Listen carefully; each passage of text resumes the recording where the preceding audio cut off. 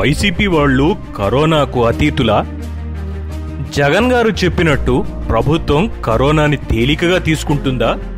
మోడీ గారు చెప్పారు కాబట్టి తప్పనిసరిగా ఏపీలోనూ లాక్డౌన్ పెట్టారు, కానీ సామాజిక దూరం ఇంటికే పరిమితం అన్న మాటలపై వైసీపీకి ఏమాత్రం నమ్మకం లేదా?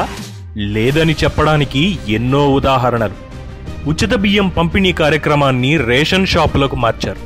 కొంతమంది మంత్రులు బహిరంగంగా ప్రారంభోత్సవాలు చేశారు. అంటే కరోనాను తేలికగా తీసుకున్నట్టేగా. ప్రస్తుతం వైసీపీ వాళ్ల యావా అంతా స్థానిక ఎన్నికలపైనే ఉంది. అందుకే కేంద్రం ఇచ్చిన డబ్బును పంచుతూ అది జగన్ గారే ఇస్తున్నారని ప్రచారం చేస్తున్నారు. అంతేకాదు, ఎన్నికల్లో డబ్బులు పంచినట్టు మందిని పోగేసి గుంపులుగా కరోనా సాయాన్ని పంచుతున్నారు. ప్రజలు ఏమైపోతారన్న ఆలోచన వాళ్లకు లేనే లేదు. కావలసింది ఓట్లు. అంతే, ఓట్ల కోసం ఏమైనా చేసేస్తారు. ఏ నిబంధనలు అయినా అతిక్రమిస్తారు.